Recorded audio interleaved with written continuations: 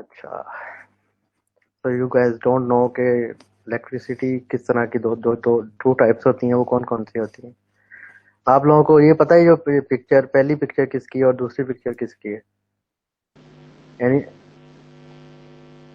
Sir पहली में कोई कार्टून है? सर पेंटिंग है, तो this is a painting for Benjamin Franklin and his son. जैसे कि मैंने आपको लास्ट लेक्चर में बताया था कि अलेजेंड्रो बोल्टा ने बेसिकली हमें कंसेप्ट दिया इलेक्ट्रिक पोटेंशियल का, जिसकी वजह से करंट क्रिएट होता है ना। तो उसने जो हमें आइडिया दिया था, उसमें उसने ये कहा था कि जो मतलब जो चार्जेस होते हैं ना, हमेशा स्टैटिक चार्जेस होते हैं, और उसकी वजह से जो इलेक्ट्रिसिटी होती है उसको हम स्टैटिक इलेक्ट्रिसिटी कहते हैं। बेसिकली इलेक्ट्रिसिटी टू टाइप्स की होती है। एक स्टैटिक इलेक्ट्रिसिटी होती है जो स्टिल चार्जेस की वजह से होती है, ऐसे चार्जेस की वजह से जो मूव नहीं करते। और दूसरी जो टाइप होती है वो होती है हमारे पास इलेक्ट्रिसिटी जो कि हम घरों में यूज करते हैं। That is because of the flow of charges, movement of current charge. Electricity sir. Sorry sir उससे शायद करंट इलेक्ट्रिसिटी कहते हैं दूसरे को, एक स्टैटिक और एक करंट इलेक्ट्रिसिटी है, दो टाइप्स हैं हाँ, इलेक्ट्रिसिटी के। करंट कह लें उसको। बेसिकली करंट में यही होता है ना, मूवमेंट ऑफ चार्जेस होते हैं। तो लेकिन जो वो जो कन्वेंशनल जिसको कह लें वो स्टैटिक होगी, और अगर आप कहेंगे जो टेक्नोलॉजी में और हमारे इर्द गिर्द जो सब कुछ है वो मतलब करंट इलेक्ट्रिसिटी है, या electricity due to the motion of charges. So Alejandro ने हमें बेसिकली कंसेप्ट दिया कि जो इलेक्ट्रिसिटी है वो स्टैटिक चार्जेस की वजह से होती है। लेकिन उसके कुछ इयर्स के बाद बेंजामिन फ्रैंकलिन ने इस चीज़ को एक्सेप्ट नहीं किया, और उसका था उसकी जो थ्योरेटिकल कैलकुलेशंस थी, whatsoever the concept that guy had, उसने कहा कि ये मतलब ऐसे नहीं होता। उसने कहा कि जो इलेक्ट्रिसिटी होती है हमेशा मूविंग चार्जेस की वजह से होती है। तो उसके लिए फिर उसने एक एक्सपेरिमेंट किया। तो जैसे कि मैंने आपको पिछले लेक्चर में बताया था कि हमारे पास जो इलेक्ट्रिसिटी, जो हमारे पास लाइटिंग होती है, वो basically is a form of electricity. उसमें बेसिकली क्या होता था, जो मैंने आपको बताया था, as you may be you guys remember that, के हमारे पास क्लाउड्स होते हैं। ठीक है, क्लाउड्स की एक टॉप टॉप मतलब उसकी होती है, और एक बॉटम होता है। और हमारे पास अर्थ होती है। अर्थ हमारे पास नेगेटिवली चार्ज होती है, और हमारे पास जो क्लाउड्स होते हैं उनकी जो अपर साइड होती है वो नेगेटिव चार्ज होती है। सॉरी, अपर साइड जो उसकी पॉजिटिवली चार्ज होती है, और जो क्लाउड्स की बॉटम होती है वो नेगेटिवली चार्ज होते हैं। दोनों जब लेटर्स भेजते हैं, और they the letters collide each other, और as a result of that we have a production of high voltage. उस हाई वोल्टेज की वजह से फिर हमारे पास करंट प्रोड्यूस होता है। उसने इस चीज को, उस आइडिया को, मतलब उसको जो उसका था थॉमस सॉरी बेंजामिन फ्रैंकलिन ने, उसने कहा कि I want to prove that कि ये इस तरह होता है कि इलेक्ट्रिसिटी जो होती है मूविंग चार्जेस की वजह से होती है। So he did the experiment of kite flying. उसने he did the experiment of kite flying when there is some thunderstorm or something like that. Someone want to join the class?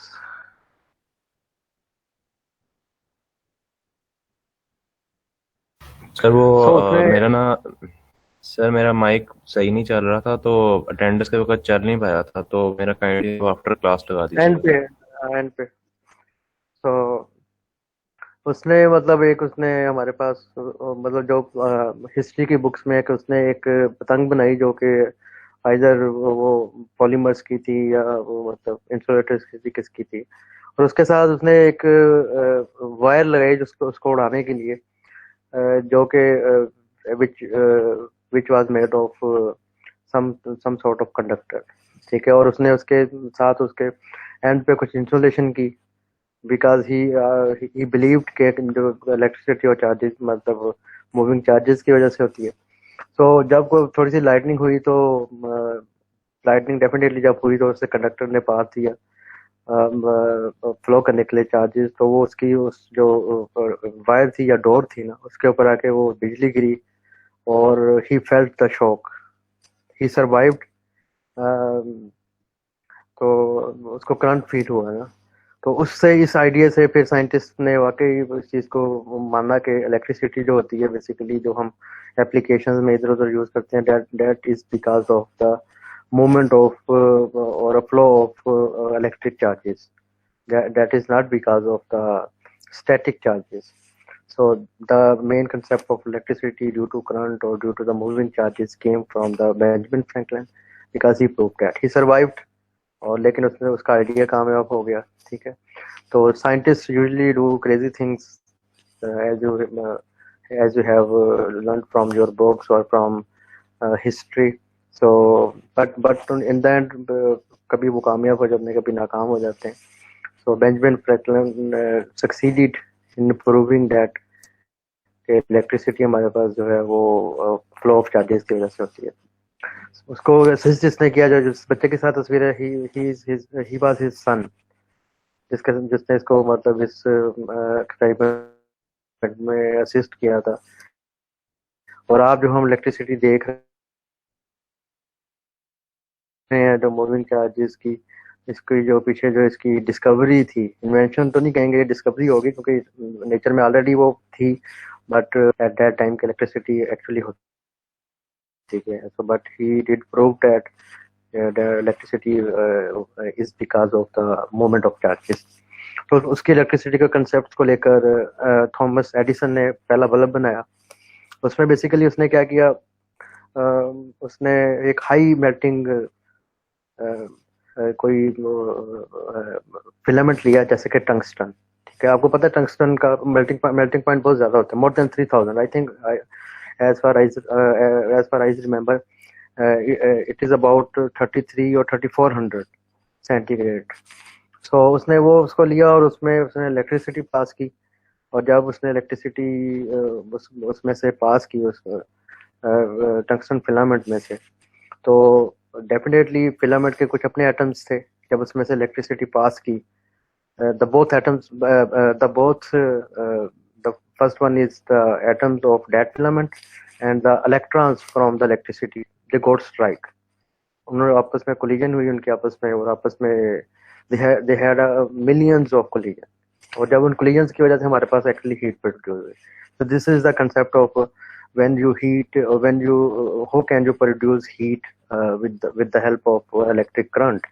When you give a lot of electrons to a system, और उसके system के अंदर अपने atoms होते हैं.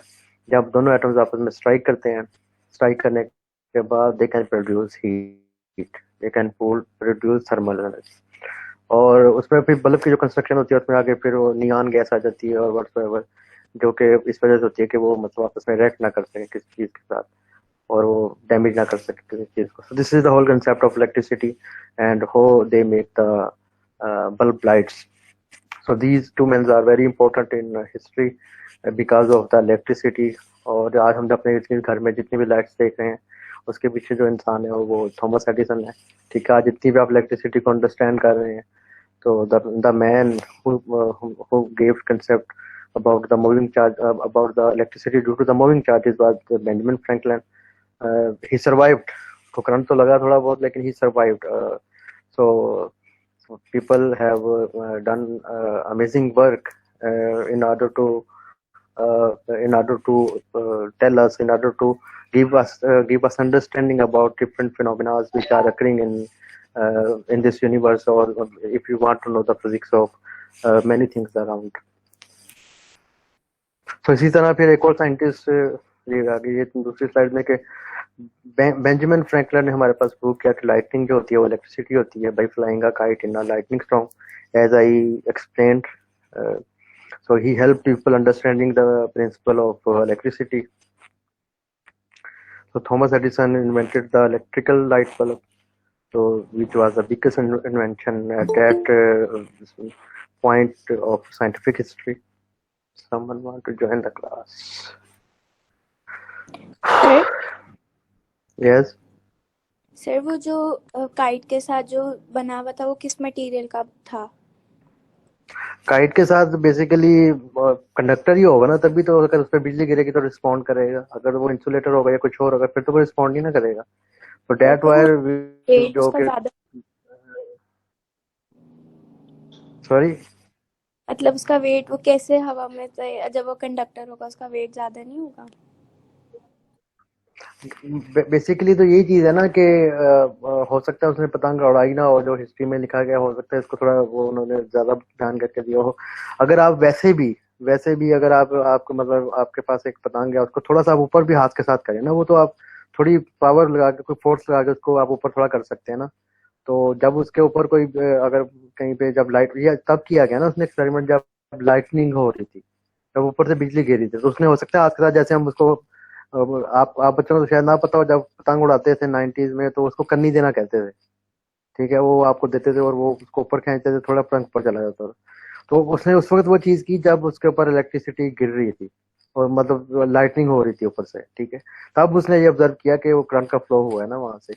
तो बाकी उसने इसको मुकम्मल तौर पे ऊपर तो नहीं उड़ाया होगा ना, कि डेफिनेटली ये तो उसने एक्सपेरिमेंट करने के लिए उस चीज को किया, जो कि as far as I understand. तो दूसरा, वो जो वायर उसने यूज की थी वो इतनी ज्यादा भी वो मतलब वेट वाली नहीं थी। तो उसने मतलब कोई कंडक्टर लिया और उसकी वायर बनाई जो कि बहुत ज्यादा मतलब बारीक थी। वो मतलब आराम से वो थोड़ी देर के लिए सस्टेन भी कर सकती थी, अपने आप को कैरी कर सकती थी हवा में। ओके। तो उसके साथ जो इंस्टॉलेशन की थी वो डेफिनेटली फिर किसी इंसुलेटर की होगी, ताकि वो अपने आप को बचाया जा सके। तो करंट की जो स्ट्रेंथ है वो ज्यादा आ जाती है। तो उसने तो ये मतलब उसका जो क्रेजी आइडिया था, तो आज तक अगर कोई सिर्फ इसको सोचे तो वो शायद ना करे कि शायद इससे जान भी जा सकती है, but he survived and he gave us the actual concept of electricity. Okay sir.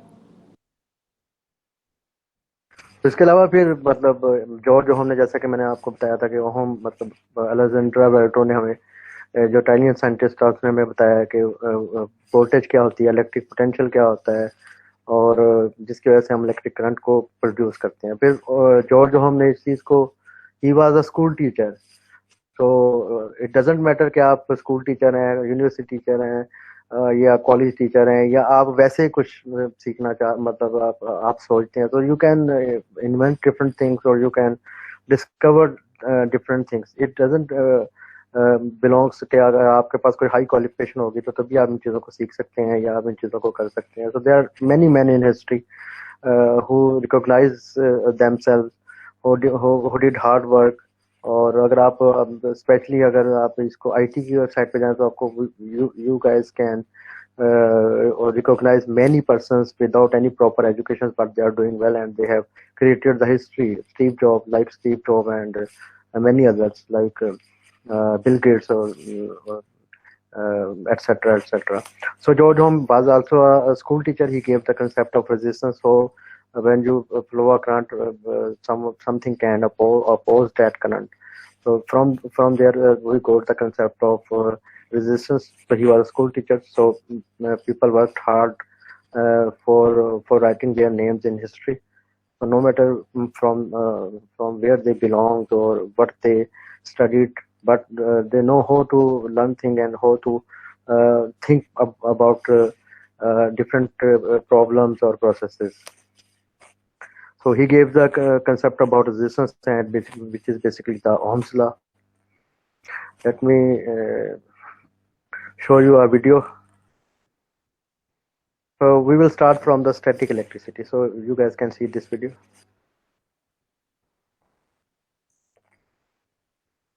So we have a gravity sugar. Okay, you put that sugar on some sort of a plate or something like that, and you rub some surfaces with material जिसके अंदर कुछ electrons मौजूद। ठीक है, friction की वजह से भी इलेक्ट्रॉन्स बन जाते हैं, और मतलब बनते तो नहीं, हम ये कह लेंगे मूव होते हैं, ट्रांसफर होते हैं। दे कैन ट्रांसफर फ्रॉम के इस जो आपके पास ये प्लेट नजर आ रही है, इसके ऊपर कोई चार्जेस नहीं थे, आपने उसको थोड़ा रबिंग की वजह से फ्रिक्शन पैदा हुई, फ्रिक्शन की वजह से जो चार्जेस थे उन्होंने इधर मूव किया। After moving you can see that they can attract other charges too. This is static electricity. So you have some bubbles. आपने एक बबल को क्रिएट किया पानी के अंदर, और यू हैव अ सरफेस जिसको आपने रब करने के बाद उस पर कोई चार्जेस ट्रांसफर हुए हुए हैं। You see that bubbles can follow that specific thing due to the due to which we have the some sort of charge particles onto that surface, which is produced due to friction or due to rubbing. So another concept, what the reaction of the foil through the glass. ये हमारे पास किसी conductive material की वो है, wire है,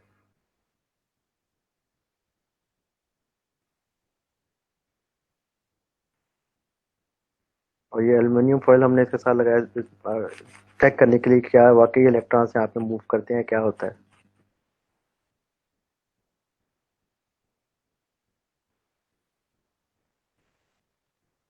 आपने वही चीज लेकर आए जो पहले हमने चार्ज की गया था। यू कैन सी दैट अंदर जो एल्युमिनियम फॉयल है वो मूव कर रही है, there is some movement inside that. dancing pulse, this is also another concept to create this by aluminum foil or something like that, and you have some sort of a surface जिसको हमने रब किया है और उसके बाद आप देख रहे हैं कि वो उसको अट्रैक्ट कर रहा है। So this is the main concept of static electricity. So आप इसको हम थोड़ा डिटेल में देखते हैं स्टैटिक इलेक्ट्रिसिटी, क्योंकि you should know the application of static electricity. You should know, you guys should know the real applications of electricity due to the moving charges. आपको पता है electricity is a form of energy, so it is basically the flow of electrons. You guys know all matter is made up of atoms, or atom has a center which we call as nucleus. और nucleus में हमारे पास पता है कि हमारे पास positively charge particles भी होते हैं जिसको हम प्रोटॉन्स कहते हैं, और अनचार्ज पार्टिकल्स भी होते हैं जिसको हम न्यूट्रॉन कहते हैं। This is the basic structure of atoms containing a nucleus, or we are having an active we are having the some charge particle inside that. Basically static electricity में क्या होता है, static electricity में charges don't move up, and there is a build up of some sort of electric charges on a surface of a material. So it is called static electricity because the charge don't move. So the electricity we use every day is not a static electricity. It is due to the moving charges. So static means charge don't move or flow from one direction to another direction. So whenever you are talking about static electricity, it means we are having a build up of electric charges on a surface of a material. उसके examples आप ले सकते हैं कि आपके पास कोई fish है, ठीक है, फिर चार्ज बिल्डअप हो जाता है, आप अपनी कंघी करते हैं आपको, तो वो उसमें कंघी के ऊपर चार्ज बिल्डअप हो जाता है। This is due to the friction. These are the example of static electricity. तो हमारे पास एक प्लास्टिक रूलर है, ठीक है, अगर आप उसको रब करते हैं किसी ऐसी सरफेस के साथ जिसमें इलेक्ट्रॉन्स हैं, ठीक है, तो उसके बाद रबिंग के बाद you can track paper scraps. तो अगर रूलर की बात करें, it carries electrical charges after rubbing with something, so it means it can exert electric force on a paper. I think someone want to join the class.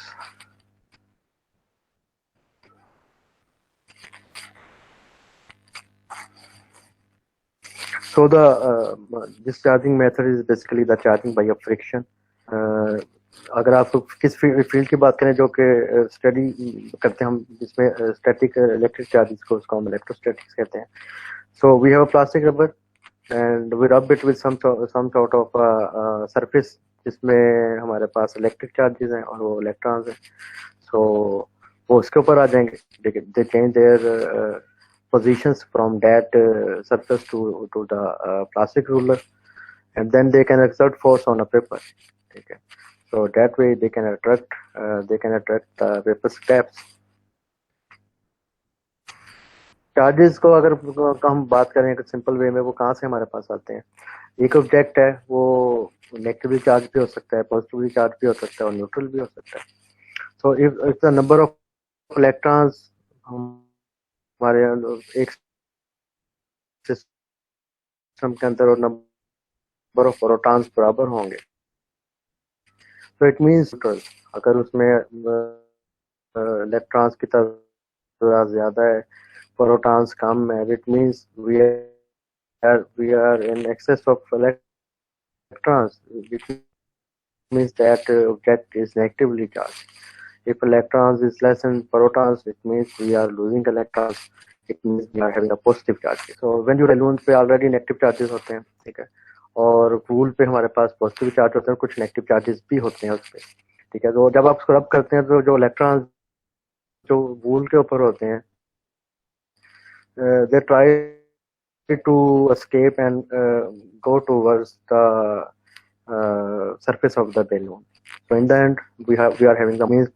In the end, we will go the balloon which is negatively charged and wool which will be the positively charged. So this is due to the rubbing or due to the friction that produces across it that can transfer the negative charges to the balloon. Rubbing materials हमारे पास कभी भी electric charges को create नहीं करते, वो एक they just transfer electrons from one material to another material. तो अब रबिंग मटेरियल्स की बात कर लें तो उसमें से फिर डिफरेंट तरह के मटेरियल्स होते हैं, कुछ ट्रांसफर कर सकते हैं इलेक्ट्रॉन को इजीली कर सकते हैं, कुछ नहीं कर सकते, और कुछ कभी कर देते हैं कभी नहीं करते। But rubbing materials never create electric charge, they just use to transfer electrons from one material to another material. Examples of static electricity की अगर आप बात करें तो rubbing a balloon on your hair, the same thing happen when as like in with wool, and working across carpet और cloth which is tumbling in the dryer. So these all things are having a single characteristic which is common in all these, which is due to the friction. All things happening here is due to the friction. So इसके concept को अगर आपने और understand करना है तो every person got some hairs and we comb them every day. So combing basically transfer electrons from our hairs to the comb by friction, which means in the end there is a more negative charge on the comb compared to the hair, and we are having positive charges on the hair. तो जब आप comb करते हैं तो you produce some friction. उस friction की वजह से हमारे बालों के अंदर जो नेगेटिव चार्जेस होते हैं, वो जो इलेक्ट्रॉन्स होते हैं, वो कॉम्ब की तरफ आ जाते हैं, कंघी की तरफ आ जाते हैं, ठीक है। और इन द एंड हमारे पास क्या होता है कि हमारे पास चार्जेस कंघी पे नेगेटिव ज्यादा हो जाते हैं और हमारे हेयर्स पे पॉजिटिव हो जाते हैं, ठीक है। तो ऊपर वाली पिक्चर अगर आप पहली की बात करें तो उसमें हमारे पास काम न्यूट्रल है, ठीक है। लेकिन जब आप दूसरी पिक्चर बी की बात करें, जो नीचे वाली में जब आपने कंघी कर ली है, वो कंघी करने से पहले वाली है। जब आपने कंघी कर ली है तो जब आप कंघी करना शुरू करते हैं, अपने सर में फेरते हैं, तो you are creating some friction, ठीक है। और जब उस फ्रिक्शन की वजह से क्या होगा, जो चार्जेस हैं जो आपके बालों में थे, नेगेटिव चार्जेस, ठीक है, वो मतलब जो नेगेटिव चार्जेस कह लें, इलेक्ट्रॉन्स कह लें, वो आपके मूव करने के बाद कंघी के ऊपर चले जाएंगे। So in the end, you will be having more electrons on your comb compared to your hair. So this is how the static electricity works. If you want to have the concept of what happens during the static electricity. So static electricity we have another concept which is induced charges. This is a very common concept. You guys may know about it. जब हमारे पास दो तरह के objects होते हैं, उनमें से कुछ चार्ज ऑब्जेक्ट्स हों और कुछ न्यूट्रल ऑब्जेक्ट्स हों, तो definitely both charged and neutral objects get attracted with each other because electrons move from charged objects to the neutral objects. So when electron move towards the positively charged object and away from the negatively charged one, this means we are having an induced charge. तो इसके अलावा एक process होता है जिसमें हम उसको कहते हैं जी कि इलेक्ट्रिकल डिस्चार्ज क्या होता है। कंडक्शन का सबको पता है, मैंने उस दिन आपको एक्सप्लेन भी किया था कि कंडक्टर्स जो होते हैं उसमें we can easily move electrons from one position to another position, from one direction to another direction without any much effort, ठीक है। तो जब आप किसी भी कारपेट के थ्रू अपने घर के घर में, definitely you guys have carpets in your homes, और जब आप वहाँ पे आप वॉक करते हैं, ठीक है, So if when you walk from that specific location of carpet, so उस location से you are stripping out the electrons from that carpet. So it means we are getting the negative charges. और जब आप अपने जिस्म का वो हिस्सा जो आपने कारपेट के साथ लगाया होता है, जब आप डोर नोब पे लगाते हैं, so you are transferring electron from which you got from the carpet to the door. So this is basically the electrical discharge or electrical charge transfer. So this is the rule of static electricity, which is very simple, and you guys know about it. You have learned about it in your FSC. So objects with the same charges repel each other, and objects with unlike charges attract each other. So when you talk about the charged objects and the neutral objects, then charged objects always attract neutral objects, and they try to transfer some charged particles to that neutral objects. So this is the main rule of static electricity.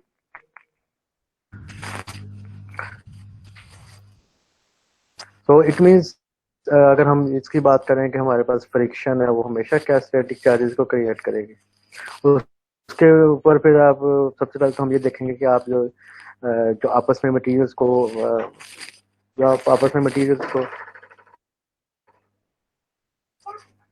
जी बेटा okay चलो।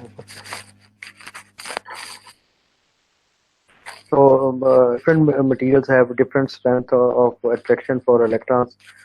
Like कुछ materials जो electron को पसंद करते हैं, कुछ नहीं पसंद करते. It depends upon various properties. जैसे materials का structure क्या है, उसकी internal properties कैसे हैं, band gap कैसा है. We have a lot of factors. We have millions of factors about it. So अगर आपके पास दो मटेरियल हैं जो कि सेम टाइप के हैं और आप तो अगर आप कभी भी जब एक तरह के मटेरियल्स को रब करेंगे, so you can have static charge. Equal number of electrons may get transfer each way. अगर हमारे पास दो ऑब्जेक्ट्स हैं डिफरेंट तरह के हैं and we try to rub them together, so they will have a different attractions to the electrons depending upon their properties. So जो उसमें से strong object होगा that will take more electrons away from that weaker one, so which is basically a static charges built up. So rubbing में भी ये हमारा जो main मतलब इसमें concept वो यही है कि अगर आप एक तरह के material जो करेंगे तो कभी भी हमारे पास स्टैटिक चार्जेस नहीं पड़ होंगे. तो एक तरह के मटेरियल्स उनकी प्रॉपर्टीज इस तरह की होंगी तो there is a very less chance कि वो कोई फ्रिक्शन प्रोड्यूस करे, तो no static charges build up.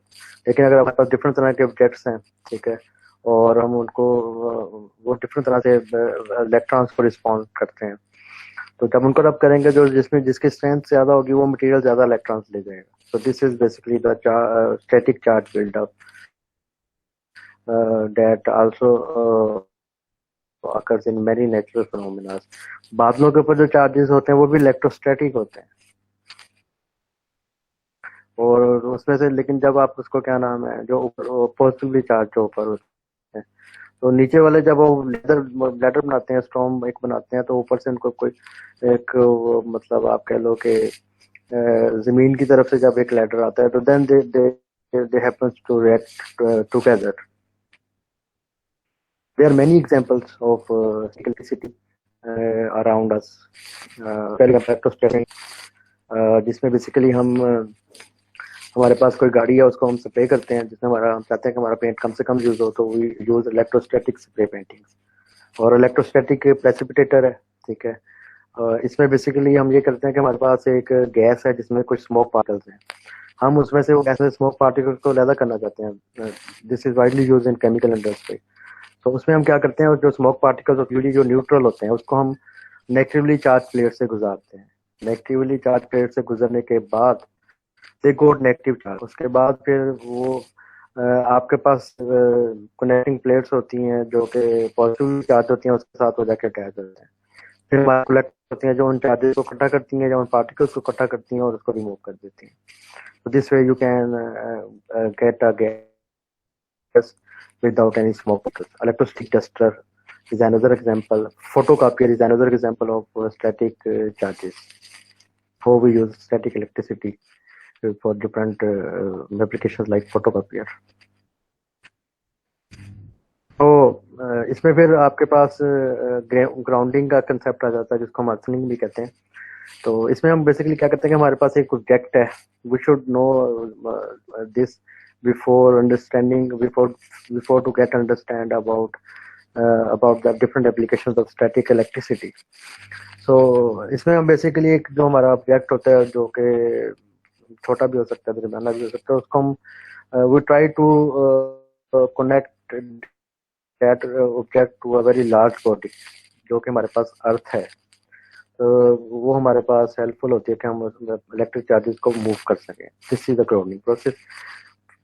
अर्थ में हमारे पास नेगेटिवली चार्ज होते हैं, ठीक है. और उसमें जब आप ग्राउंडिंग प्रोसेस करते हैं तो basically we are removing the electrons from that material, ताकि वो किसी भी तरह के करंट को या उसको रिस्पॉन्ड करे, ठीक है. अगर हमारे पास कोई चार्ज मटेरियल, जो हमारे पॉजिटिवली चार्ज मटेरियल है, तो we are giving them electrons also, or to make them pair, or the number of electrons or protons बराबर हो जाएंगे. So definitely it wouldn't react because pairing हो जाएगी हमारे पास. So we have two types of object now. One is negative object and the other is positive object. So if we remove excess electrons which are flowing from the object to the earth until it is neutral, so in that case we are having the negative object. अगर हमारे पास electrons are flowing from the earth to the object until it is get neutral, so it means we are having the positive object. So both type of objects can be grounded with earth, either positive or either negative. तो अभी मैंने जिक्र किया कि we have many application of static electricity. उसमें सबसे पहले रहती है electrostatic spray paintings. So we are having a set जिसको हम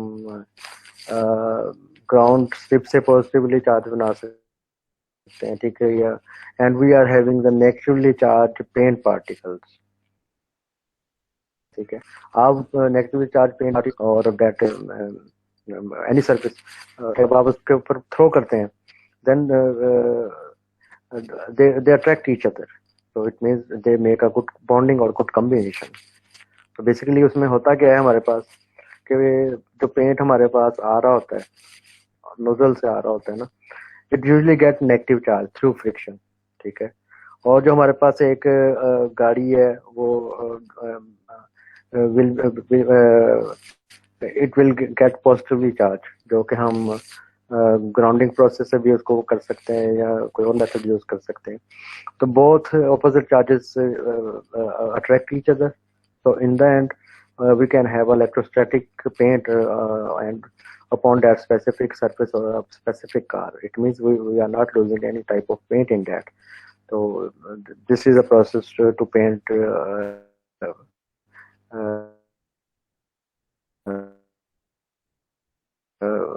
vehicles which are using the concept of static electricity. Electrostatic duster है, when you rub the duster across the surface, so it will get the duster to become charged by friction. Duster है हमारे पास, ठीक है. और हमारे पास कोई surfaces है जैसे पॉलीथीन की है या सेलु,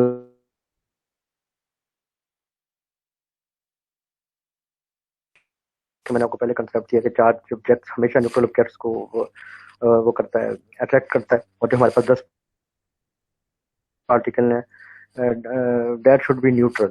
वो इसी वजह से वो स्टिक करते हैं चार्ज डस्टर के दौरान, चार्ज डस्टर के साथ, ठीक है. और उसके अलावा अगर कोई पॉजिटिव या नेगेटिव पार्टिकल डस्ट के होंगे, सो वो वहीं पे रहेंगे, वो स्टिक नहीं करेंगे चार्ज डस्टर के दौरान. तो this is the concept of electrostatic dusters which has been used to create electric dusters.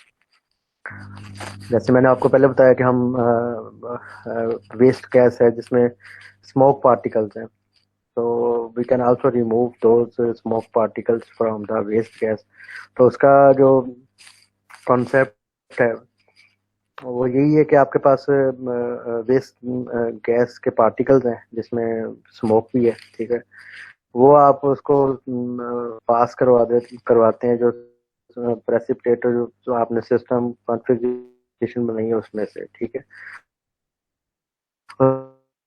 उसमें से क्योंकि ये न्यूट्रल पार्टिकल्स और सबसे पहले जब इसे पास कराते हैं we go negatively charge metal grade, ठीक है। और मेटल ग्रेड में से जब वो पास करते हैं तो ये जो न्यूट्रल पार्टिकल्स होते हैं ये स्मोक के जो न्यूट्रल पार्टिकल्स हैं दे गोट सम charges, so they tend to be the negatively charged smoke particles. उससे गुजरने के बाद we are having attached होते हैं जाके particles जो charged collecting plates, we are having another collecting plates which help us to remove those smoke particles. तो हमारे पास जो ब्लू वाली लाइन है जो this is negatively charge metal grade, और जो हमारे पास प्लेट्स हैं ये हमारे पास पॉजिटिवली चार्ज हैं। और जो आपको ये नीचे ब्लैक में नजर आ रहे हैं 0.3 लिखा हुआ है उसके क्रॉस में, उसके पैरेलल में, तो this is the collecting plates which help us to remove the smoke particles. तो बेसिकली इसमें हो क्या रहा है कि हमारे पास स्मोक पार्टिकल्स जो कि न्यूट्रल हैं वो पास करते हैं नेगेटिवली चार्ज प्लेट से, तो they make up of the negative charges, और फिर यही नेगेटिवली चार्ज जो गैस है जब ये मूव करती है through that area, so they become attracted to the positively charged plates. So the positive plates attracts the negative particles. So in the end, we have a clouds of smoke particles which can be collected on a trays or can be removed. So, लेकिन उसके लिए फिर हमारे पास जो collector plates होते हैं जो एंड पे हम थर्ड पॉइंट के क्रॉस आपको पहले में दिखाएं, we need to clean and charge those after some time. अगर हम एक प्रोसेस को बार बार कर रहे हैं तो we need to clean those, otherwise again particles will interrupt and causes more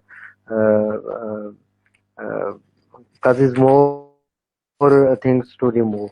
तो उसके लिए हमें ये कि हमें इनको जो हमारे पास कलेक्टिंग प्लेट्स हैं उसको we need them to be cleaned or charged after some time.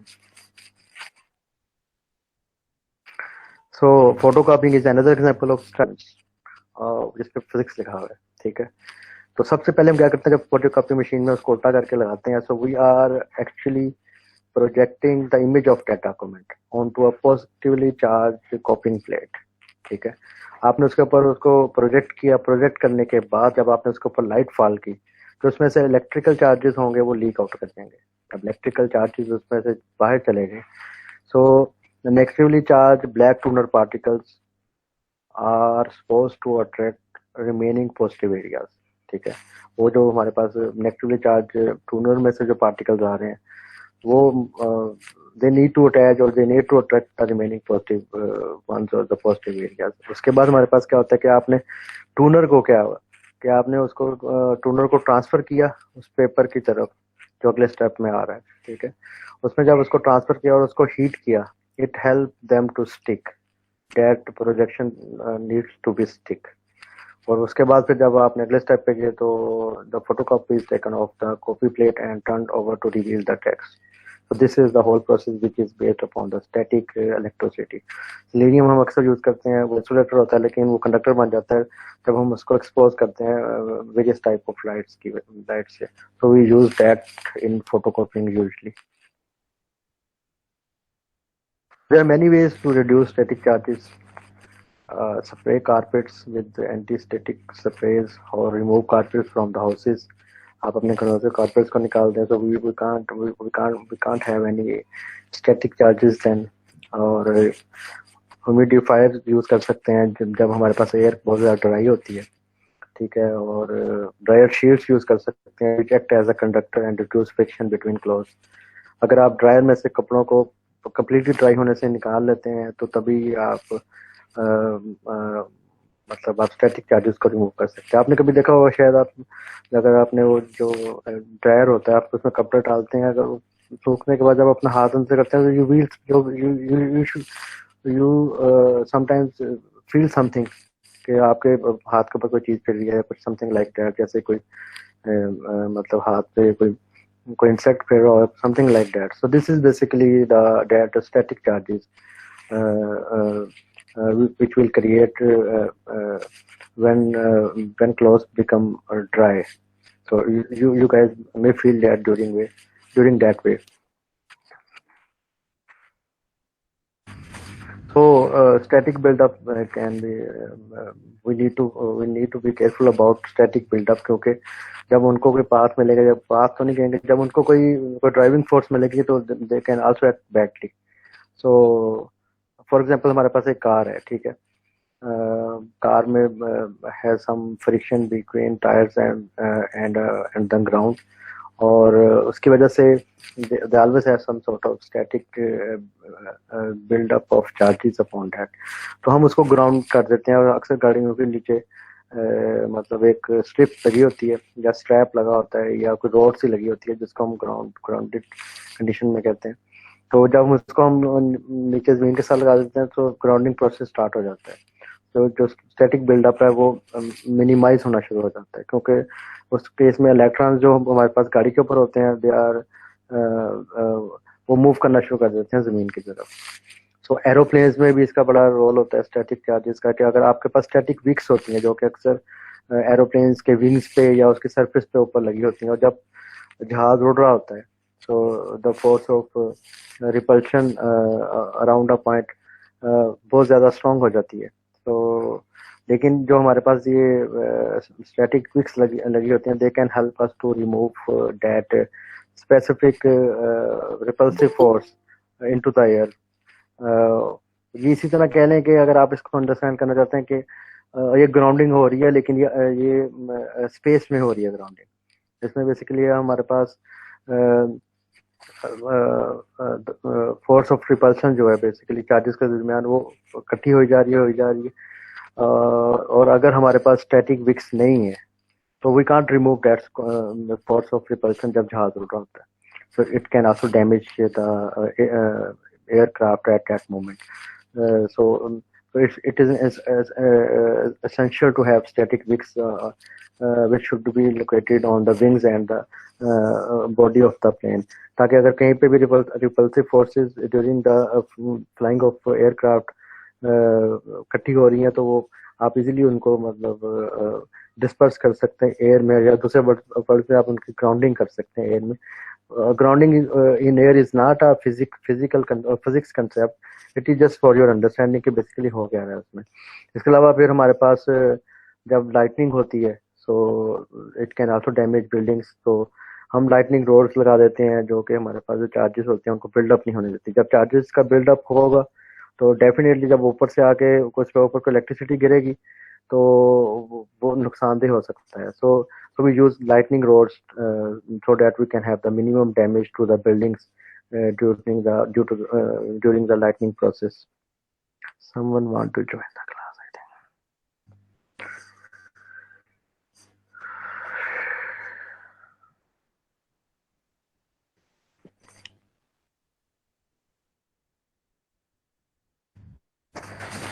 तो डिफरेंट मटेरियल्स हैं हमारे पास जो डिफरेंट तरह से रिस्पॉन्ड करते हैं स्टैटिक इलेक्ट्रिसिटी को. ठीक है, उसमें फिर ये भी डिपेंड करता है कि हमारे पास मटेरियल्स जो हैं वो रबिंग के दौरान उनके ऊपर क्या what type of effects they can have और उसमें चार्ज कैसा हो सकता है. तो रबिंग के दौरान कुछ मटेरियल्स होते हैं जो कि पॉजिटिव इलेक्ट्रिक चार्ज गेन करते हैं. ठीक है, उसमें जो ड्राई ह्यूमन स्किन है तो which is having the great tendency to keep up electrons and become highly positive charge. ठीक है, लेदर है, ग्लास है जो टीवी स्क्रीन पे होता है तो they can get positive charge. इसके अलावा हमारे पास ह्यूमन हेयर है, फ्लाईवे हेयर का आई डोंट नो कि आपको ये कंसेप्ट है कि नहीं है. तो फ्लाई अवे हेयर बेसिकली या ड्राई हेयर. आप मतलब कुछ अर्सा अगर आप मतलब पानी एक आपका एक मतलब बाल है उसके ऊपर आप पानी नहीं लगाते सर के ऊपर, तो it become dry and more dry. ठीक है, एक टाइम आता है वो खुद ही टूट जाता है. तो वो बेसिकली हमारे पास उस केस में क्या हो रहा है कि उसमें जब आप उसको या तो वो खुद ही टूट जाता है या अगर आप कंघी करते हैं तो टूट जाता है ना। तो उसमें फिर ये क्या होता है कि उसमें basically it is a good example के उसमें हमारे पास पॉजिटिवली चार्ज इतना ज्यादा हो जाता है कि वो उसको टॉलरेट नहीं कर सकता, ठीक है, और वो डैमेज हो जाता है। So flyaway hair is example of damage hair due to the positive charge, sorry dry hair में पॉजिटिव चार्जेस ज्यादा होते हैं इसलिए यस, ड्राई हेयर में पॉजिटिव चार्जेस ज्यादा होते हैं, और अगर आप उसको कहीं से फ्रिक्शन मिलती है तो वो मतलब उसमें फिर जब इलेक्ट्रॉन उसमें ट्रांसफर हुए या उसमें से प्रोटॉन या कोई पॉजिटिव चार्ज ट्रांसफर हुए तो वो डैमेज कर देते हैं उसको। ओके। इसके अलावा हमारे पास वूल, लेड है, सिल्क है, एल्युमिनियम है, जो कि हमारे पास एग्जांपल है जिसके ऊपर हम यूजली जिसमें हम मटेरियल्स हमारे पास पॉजिटिव इलेक्ट्रिकली चार्ज हो जाता है। ये कुछ मटेरियल होते हैं जो न्यूट्रल रहते हैं, वो ना तो कोई अट्रैक्ट करते हैं किसी इलेक्ट्रॉन्स को, ना वो गिव अप करते हैं। उसकी एग्जांपल कॉटन है, स्टील है, ठीक है, मतलब वो यूज होते हैं, मतलब नॉन स्टैटिक क्लॉथ्स के लिए यूज होते हैं या स्टैटिक इलेक्ट्रिसिटी के लिए वो यूजफुल नहीं होते, उसमें स्टील हो गया। इसके अलावा कुछ हमारे पास मटेरियल्स होते हैं जो गेन नेगेटिव इलेक्ट्रिकल चार्जेस, और वो नेगेटिव बन जाते हैं। उसकी एग्जांपल वुड है, निकल है, कॉपर है, प्लाटिनम है, और दे कैन अट्रैक्ट इलेक्ट्रॉन्स। और फिर इसी वजह से ये इलेक्ट्रोस्टैटिक जनरेटर्स में जैसा कॉपर की एग्जांपल है उसमें यूज होते हैं, और उसके अलावा कुछ इंसुलेटिंग एप्लीकेशंस में भी यूज होते हैं जहाँ पे हमें रिक्वायर होती है, जैसे अगर आपने कोई जहाँ पे आपने मतलब कंडक्टिविटी ज़्यादा करवानी हो तो वो वाले मटेरियल्स में इनको मतलब होते हैं जो कि रबिंग में इजी होते हैं, और उन मटेरियल के साथ आप रब करेंगे जिसमें इलेक्ट्रॉन है तो they can become negatively charge compare to the ones जिनमें जो कि पॉजिटिवली चार्ज बन जाते हैं। सो फिर इनकी फिर डिफरेंट एप्लीकेशंस को भी आप इनको यूज कर सकते हैं कंपेयर टू द वंस जिनमें आपके पास पॉजिटिव चार्जेस ज़्यादा इकट्ठे हो जाते हैं। तो मेन जो हमारे पास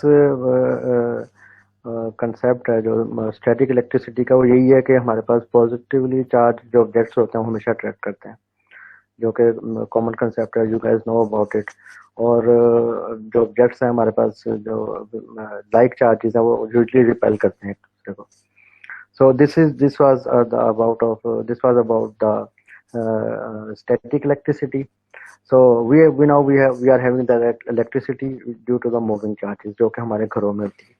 और आप लोगों ने पहले कॉन्सेप्ट ले लिया सारा कि हमारा कि वोल्टेज क्या होती है, करंट क्या होती है, रेजिस्टेंस क्या होती है, पावर क्या होती है, सीरीज सर्किट, पैरेलल सर्किट्स क्या होते हैं। लेकिन अब हमें ये सीखना है कि सीरीज पैरेलल सर्किट्स में वो आगे जो मतलब उसके एडवांटेजेस क्या हैं, डिसएडवांटेजेस क्या हैं, ठीक है, और जो इलेक्ट्रिसिटी हम यूज कर रहे हैं वो हम उसको कैसे कंट्रोल कर सकते हैं। और it's all about the electronics और फिजिक्स ऑफ इलेक्ट्रॉनिक्स एक्चुअली।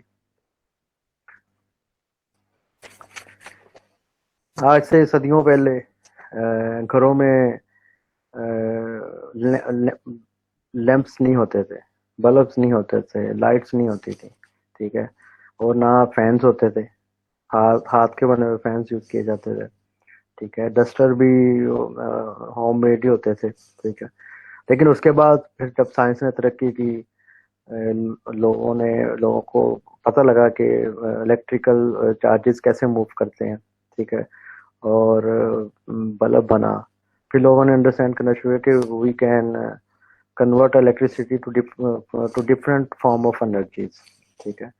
फिर उन्होंने भी काफ़ी चीज़ें बनाई, और लेकिन इस सब के लिए we require electricity to work properly. तो जिस तरह वैक्यूम क्लीनर बनाया जिसमें बेसिकली इलेक्ट्रिसिटी को काइनेटिक एनर्जी में कन्वर्ट करते हैं, लैंप बनाया जिसमें इलेक्ट्रिसिटी को हम लाइट एनर्जी में कन्वर्ट करते हैं, और जो फैन है उसमें इलेक्ट्रिसिटी को हम काइनेटिक एनर्जी में कन्वर्ट करते हैं। तो with the passage of time ये ज़रूरतें बढ़ती गई। आज हमारी ज़िंदगी में 99% इलेक्ट्रिसिटी है। हमने कोई काम करना हो तो we are using it one way और अनदर वे। तो there are two source of electricity जो हम अपने देखते हैं ना। एक तो मेन इलेक्ट्रिसिटी होती है जो कि पावर स्टेशन में ग्रिड्स में बन रही होती है। इसके अलावा इलेक्ट्रिक सेल्स की फॉर्म में भी एक होती है, ठीक है। अगर आप दोनों इलेक्ट्रिसिटीज की बात करें तो मेन इलेक्ट्रिसिटी जो पावर स्टेशन से आ रही होती है इज डिफिकल्ट टू कंट्रोल, और we need a series of circuits और components to control that। आपके घर में जो बिजली आ रही है जो ग्रिड स्टेशन से आ रही है वो उसके लिए एक पूरा सिस्टम है, ठीक है। वो वहां से पहले पावर स्टेशन से ट्रांसफर में आती है, फिर ट्रांसफर में डिफरेंट तरह की लाइंस होती हैं डिफरेंट पावर्स की, वहां पे जाती है, फिर उसके बाद वहां पे घरों तक पहुंचती है, ठीक है। और फिर वहां पे भी आकर एक पूरा सिस्टम होता है घर में कि आपका मेन स्विच है और फिर दूसरे स्विचेस हैं कि आपने कैसे उसको सर्किट को ओपन करना है, कैसे क्लोज करना है, this and that. So it is difficult to control main electricity which is produced by the power station। दूसरी इलेक्ट्रिसिटी की फॉर्म है इलेक्ट्रिक सेल्स की फॉर्म सूरत में जो बैटरी की फॉर्म है। so that is quite easy to control। so this is the main difference between main electricity and the electric cells। so main electricity which is generated by the power station and it is usually delivered to homes and industrial zone through wires, and it is usually connected to the main sockets, and it usually supplies a lot of electrical energy। तो बाकी electric sales की जैसे हमने बात की तो it has been used in many portable electrical devices and it supplies a small amount of energy जिसको हम कंट्रोल कर सकते हैं। it is safe to touch। आप बैटरीज को आराम से हाथ लगा सकते हैं क्योंकि उसमें एक तो एनर्जी कम होती है, करंट कम होता है, और अगर आप दूसरे अगर किसी तार को कभी भी हाथ नहीं लगा सकते जो कि मेन सोर्स से आ रही है या मेन पावर स्टेशन से आ रही है, they can damage our skin. तो but it is easy to use such electric cells जो कि हम कई एप्लीकेशंस में अपने इर्द गिर्द घरों में यूज भी कर रहे हैं उसको। तो अब जो हमने इलेक्ट्रिसिटी को देखा उसमें दो तरह की मतलब हमने देखा, पहले तो हमने देखा कि स्टैटिक इलेक्ट्रिसिटी क्या है और इलेक्ट्रिसिटी ड्यू टू चार्जेस क्या है, ठीक है। उसके बाद फिर हमने ये देखा कि इलेक्ट्रिसिटी जो चार्जेस की वजह से आप बना रहे हैं, ठीक है, उसमें फिर हम बैटरी की सूरत में उसको बना रहे हैं और दूसरा मेन जो इलेक्ट्रिसिटी उस फॉर्म में बना रहे हैं। अब उसको कंट्रोल करने के लिए वी नीड इलेक्ट्रिकल कंपोनेंट्स, जिसकी एग्जांपल है हमारे पास कनेक्टिंग वायर्स, बल्ब, स्विच और इलेक्ट्रिक सेल्स। तो इनके बगैर हम उसको कंट्रोल नहीं कर सकते। तो these are all the parts of circuit, basic parts of the circuit। Connecting wires को आपने लास्ट लेक्चर में भी मैंने आपको थोड़ा एक्सप्लेन किया। It is usually made up by two type of materials, एक इलेक्ट्रिकल कंडक्टर्स एंड दूसरा इलेक्ट्रिकल इंसुलेटर्स। इलेक्ट्रिकल कंडक्टर जो कि कंडक्टिव मटेरियल से बने होते हैं, यूजुअली कॉपर से बने होते हैं, ठीक है। और जो इलेक्ट्रिकल इंसुलेटर्स हैं these are usually made up of plastics or some sort of insulators that help us to prevent from getting some sort of electric shock। फिर उसके बाद कनेक्टिंग वायर्स, जब आप एक सर्किट बना रहे हैं उसमें अगर आपकी आपने वायर्स को ज्वाइन किया हुआ है तो we have a different symbol in electronics, जिसमें हम आप देख रहे होंगे जॉइंट के नीचे जो आपके पास पिक्चर है उसमें दरमियान में आपने एक छोटा सा स्क्वायर बनाया हुआ है। So this means the wires are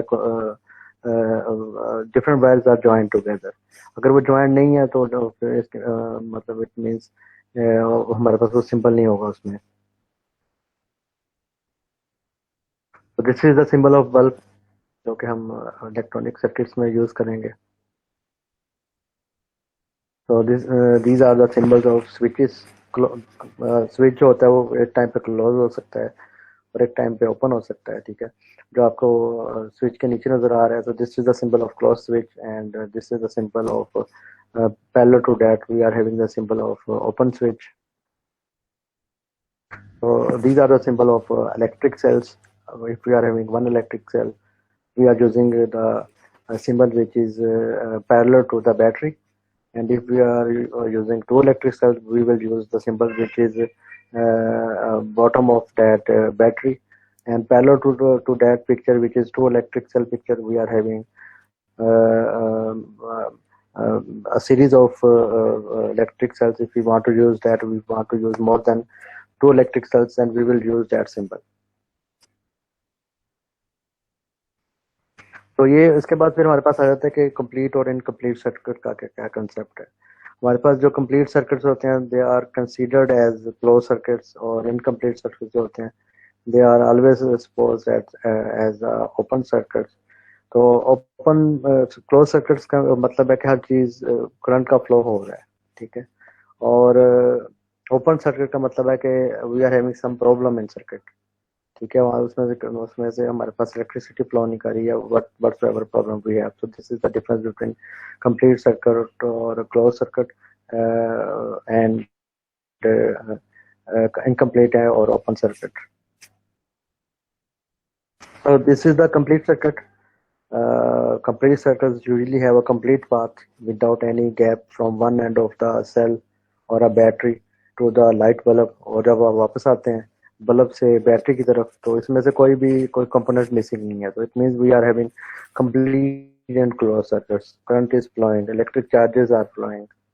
लेकिन अगर हमारे पास वायर मिसिंग है, ठीक है, या इलेक्ट्रिकल एनर्जी का जो सोर्स है वो मिसिंग है, या कनेक्ट जो जो वायर्स ने जिसको कनेक्ट करना है वो मिसिंग है, तो it means the circuit is incomplete.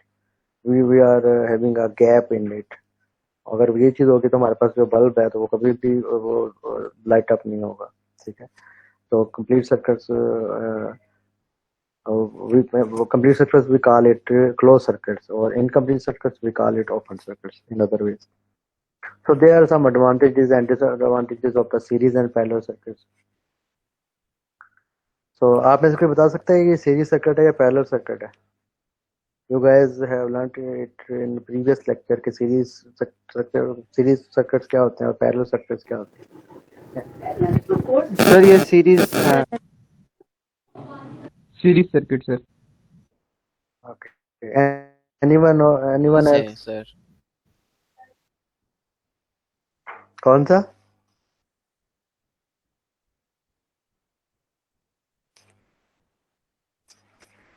Okay. So you guys are right. This is a series circuit. तो इसमें से हमारे पास जो कंडक्शन का पाथ है वो एक ही है. बैटरी हमारे पास एक अटैच है और वही मतलब वहां से जो हमारे पास पावर प्रोड्यूस हो रही है तो वो हमारे पास पूरे सर्किट में से वो गुजर रही है. So one electrical path means electric charges are flowing from the negative to the positive side of the battery. So it means it is series. अब इसका कुछ एडवांटेजेस भी होते हैं और उसके कुछ डिसएडवांटेजेस भी होते हैं. अगर आप इनके करंट्स की बात करें तो जैसे कि आपने पहले भी इसको लर्न किया इस बारे में, करंट जो होगा इसमें से वही होगा जो टोटल करंट होगा वो सब में से जो पास कर रहा है. सो I1 is equal to I2 is equal to I3. This is a relationship between three currents if we are having three resistors to that. जो तीनों resistors में से जो करंट पास कर रहा है वो बराबर होगा if we are having series circuit. अगर आप वोल्टेज की बात करें तो वो जो टोटल वोल्टेज है वो तीनों वोल्टेज का सम हो जाएगा सीरीज सर्किट में. What is advantage and disadvantage of series circuit? ठीक है, definitely conduction path is single, तो series circuit is very easy to understand. लेकिन उसमें फिर ये होता है सीरीज सर्किट में अगर हमारे पास एक कंपोनेंट फेल हो गया तो पूरा सर्किट फेल हो जाएगा, क्योंकि हमारे पास कंडक्शन का पाथ और कोई नहीं है. we are having only one path for conduction. तो अगर वो पाथ में से कोई भी चीज मिस होगी तो इसका मतलब है हमारा सर्किट कंप्लीटली फेल हो जाएगा. और उस पाथ के थ्रू करंट भी सेम रहेगा हर पॉइंट पे, और वोल्टेज जो होगा हमारे पास वो अगर आपने टोटल वोल्टेज निकालनी है तो वो सम अप हो जाएगी. दूसरी चीज ये है कि अब ये सीरीज सर्किट है, ठीक है, इसमें चीजें डिवाइड होती जा रही हैं. हमारे पास जो वोल्टेज है वो भी डिवाइड होती जा रही है. अगर आप जितने ज्यादा बल्ब उसमें लगा देंगे तो हर बल्ब उससे भी मतलब डिमर से डिमर होता जाएगा. तो this is the disadvantage of series circuit के हमारे पास वोल्टेज जो है हमारे वो डिवाइड हो जाएगी बिटवीन डिफरेंट बल्ब्स, ठीक है, और जितने ज्यादा बल्ब होंगे उतनी लाइट हमारे पास कम होती जाएगी. और अगर भी एक भी कंपोनेंट फेल हो जाता है तो इट मींस कि हमारा पूरा सर्किट फेल हो जाएगा. So these are the disadvantages for the series circuits. Resistance की बात करें तो तीनों जो मतलब रेजिस्टेंस में से जो आ रही है, उसको हम जब सम करेंगे तो we can get the total resistance for the series circuit. तो दिस इज पैरेलल सर्किट, ठीक है। इसमें हमारे पास कंडक्शन के कई पाथ हैं। अब इसका फिर हमारे पास एडवांटेज क्या होगा कि डिफरेंट पाथ हैं। अगर एक एक पार्ट, अगर एक कोई हिस्सा इसका मतलब अगर खराब हो जाता है, कोई कंपोनेंट मिस हो जाता है या टूट जाता है, तो उसका दूसरे पूरे सर्किट्स पे कोई इफेक्ट नहीं होगा, क्योंकि कंडक्शन पाथ डिफरेंट है, वो बाकी चलते रहेंगे। अगर हमने इसमें पैरेलल में कई बल्ब्स लगाए हुए हैं, एक बल्ब में कोई मसला आ जाता है या एक उसको एक कंपोनेंट में सर्किट का कोई मसला आ जाता है और वो लीक कर जाता है या वो टूट जाता है, तो बाकी बल्ब जलते रहेंगे। सीरीज सर्किट में ऐसे नहीं है, क्योंकि कंडक्शन पाथ एक है ना, यहाँ पे कंडक्शन पाथ डिफरेंट है। तो देर आर मोर अपॉर्चुनिटीज के वो जो लाइट्स हैं वो चलती रहेंगी जो पैरेलल में लगी हुई हैं।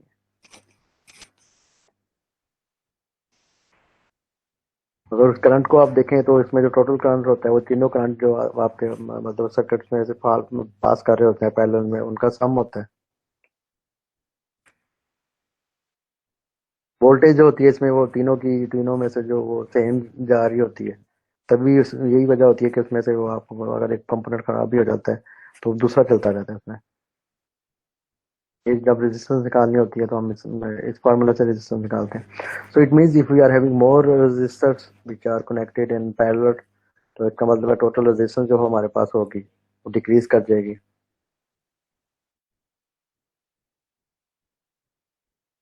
तो इसका क्या फायदा हो गया और इसका क्या नुकसान हो गया, ठीक है। हमारे पास एक बल्ब फेल हो गया सर्किट के अंदर से, या कोई और चीज फेल होगी, तो लेकिन इसके बावजूद वो circuit continues to work. This is the advantage of parallel circuits. जितने ज्यादा कंपोनेंट्स होंगे रेजिस्टेंस उतनी कम होती जाएगी करंट के फ्लो में। सीरीज में ऐसा नहीं था, सीरीज में कंपोनेंट्स कम थे तो उसमें से आपके पास रेजिस्टेंस ज्यादा थी। यहाँ पे जितने ज्यादा कंपोनेंट्स होंगे रेजिस्टेंस उतनी कम हो जाएगी, ठीक है। और दूसरी बात, अगर आपने पैरेलल में बल्ब्स लगाए हुए हैं, हर बल्ब उतनी ही इंटेंसिटी के साथ जलेगा जितना पहला होगा, दूसरा होगा, तीसरा होगा। इसमें वो सीरीज के केस में क्या आता है कि हमारे पास डिफरेंट बल्ब से आप जितने ज्यादा बल्ब लगा दोगे सीरीज में, उनकी रोशनी डिम होती जाएगी। लेकिन इस केस में ऐसा नहीं होगा। इस केस में जितने बल्ब हैं जो कि पैरेलल में लगे हुए हैं, they will get brighter and brighter as a single bulb. But series में तो वो डिम से डिम होते जाएंगे। तो these are the advantage and disadvantage of the parallel and series circuit। के बाद स्विच का कंसेप्ट आ जाता है कि वो जो कि हम किसी सर्किट को ओपन करने के लिए क्लोज करने के लिए यूज करते हैं, वो स्विच कहलाता है। एक तो मेन स्विच होता है जो कि बिल्डिंग्स में होता है, अगर वो बंद कर देते हैं तो सब कुछ बंद हो जाता है। इसके अलावा टैप की स्विच होते हैं, प्लग स्विच होते हैं। अगर आपके पास स्विच ऑफ है, ठीक है, और इसका मतलब है कि हमारे पास सर्किट ओपन है और हमारे पास जो बल्ब है वो नहीं चलेगा। लेकिन अगर हमारे पास स्विच ऑन है, इसका मतलब है हमारे पास सर्किट क्लोज्ड है और करंट का फ्लो शुरू हो जाएगा उसमें से, और जो हमारे पास वो जो बल्ब है वो दैट विल लाइट अप। तो what you guys think of series और पैरेलल सर्किट्स? आप मुझे कोई बच्चा आप में से बता सकता है कि जो सीरीज सर्किट होता है वो ओपन होता है या क्लोज होता है, और पैरेलल सर्किट्स जो होते हैं वो ओपन होते हैं या क्लोज होते हैं? Anyone from you?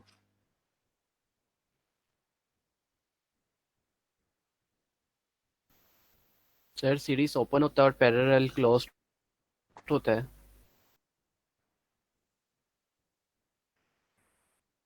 Yes, you are right.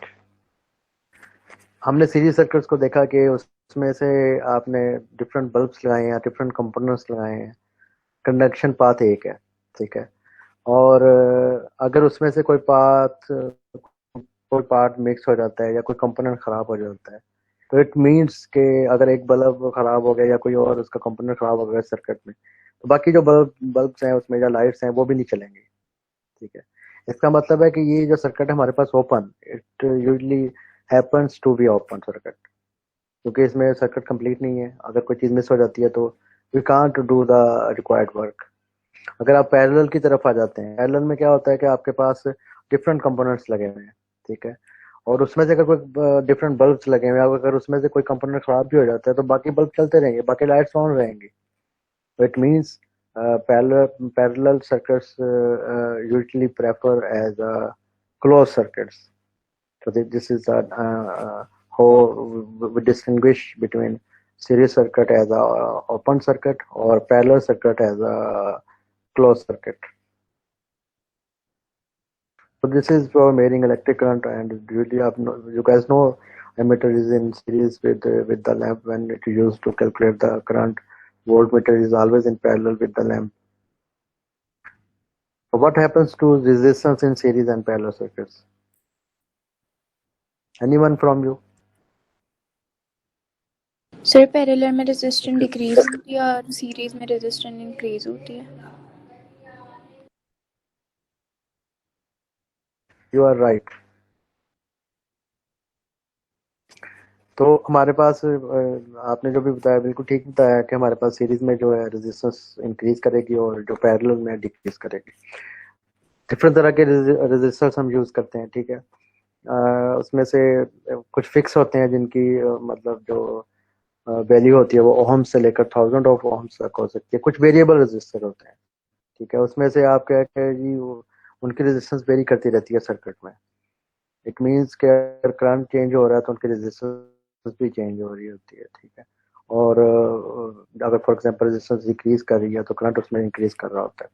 Series की अगर बात करें तो हमारे पास एक ही सिस्टम है, ठीक है. उसमें से कंडक्शन पाथ एक है, तो इसका मतलब है कि उसमें से करंट को एक ही पाथ में से जब गुजरना है तो उसमें रेजिस्टेंस बढ़ जाएगी, और तो कोई रास्ता नहीं है जहाँ में से गुजर सकता है.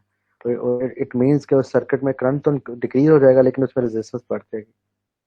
पैरेलल की बात करें तो उसमें क्योंकि we have many conduction path जब ज्यादा होंगे तो ओवरऑल रेजिस्टेंस जो होगी उस सर्किट की वो डिक्रीज कर जाएगी, ठीक है. और जो करंट है सर्किट में इंक्रीज कर देगा. डिफरेंट पाथ है ना, कंडक्शन के डिफरेंट पाथ है, करंट के फ्लो के डिफरेंट पार्ट है. सीरीज में ऐसा नहीं है. सीरीज में एक ही पाथ है तो करंट डिक्रीज कर गया, रेजिस्टेंस उसमें इंक्रीज कर दिया. तो हम वेरिएबल रेजिस्टर्स को कई जगह पे यूज कर सकते हैं. वॉल्यूम और ब्राइट, अगर आपने ब्राइटनेस कंट्रोल करनी है टेलीविजन पे उसमें ये यूज होते हैं. MP3 प्लेयर्स में जब आप you guys use it for increasing और decreasing volume, light dimmer switches में भी ये यूज होते हैं. इसके बाद आ जाते हैं फ्यूज का कंसेप्ट क्या है. Fuse is basically a device that sacrifice. जैसे फैमिलीज में कोई बंदा होता है ना जो सेक्रीफाइस करता है, कभी जायदाद के मसलों में सेक्रीफाइस करता है या किसी और मसलों में सेक्रीफाइस करता है. Fuse is like a electrical safety device in electrical engineering और also in every type of circuit. इसका काम क्या होता है कि करंट मतलब उस सर्किट में से इतना गुजरना है तो इसने अपनी एक ज्यादा मतलब थोड़ा कहने अपनी जो इसने करंट की वैल्यू होती है थोड़ी ज्यादा रखी होती है ताकि उसको डैमेज होने से बचा सके उसको सर्किट को ना. तो बेसिकली ये मेटल वायर से बना होता है, ठीक है.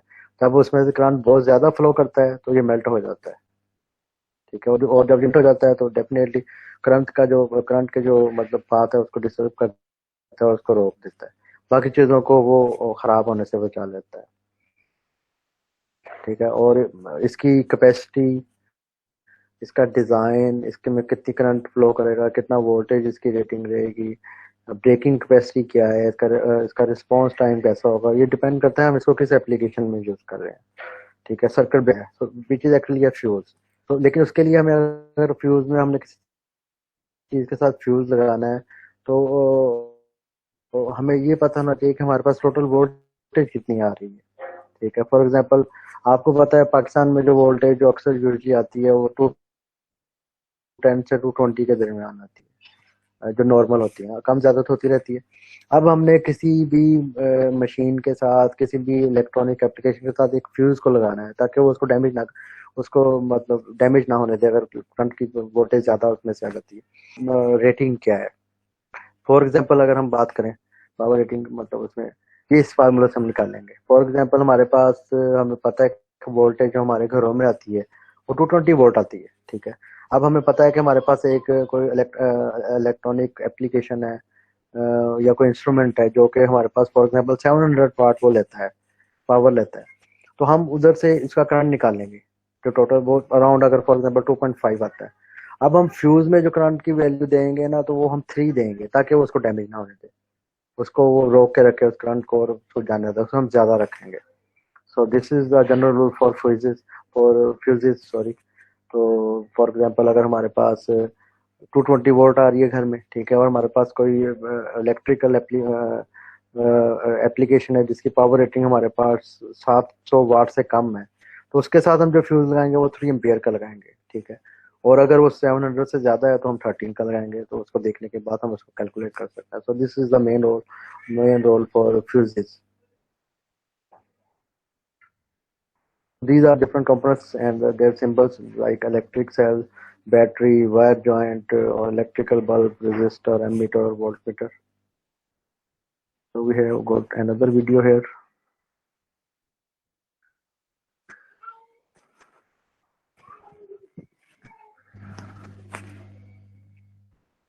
I think this.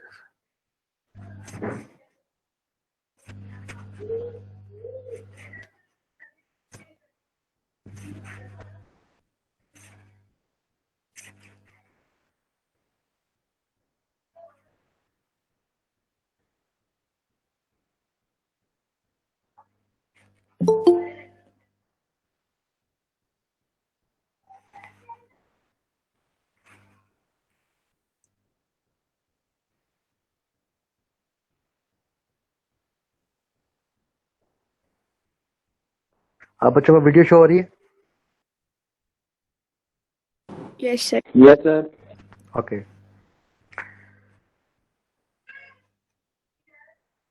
तो ये हमारे पास एक इलेक्ट्रिक करंट है जो कि पास कर रहा है हमारे पास एक कंडक्टर।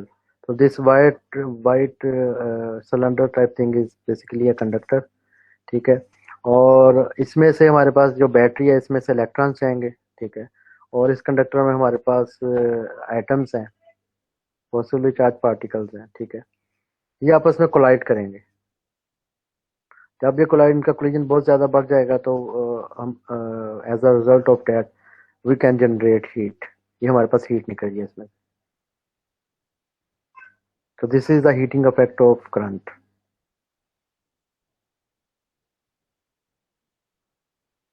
इसकी काफ़ी में ज़्यादा यूजफुल एप्लीकेशंस हैं, जैसा कि electric iron, electric toaster, electric oven, electric kettle and electric heater.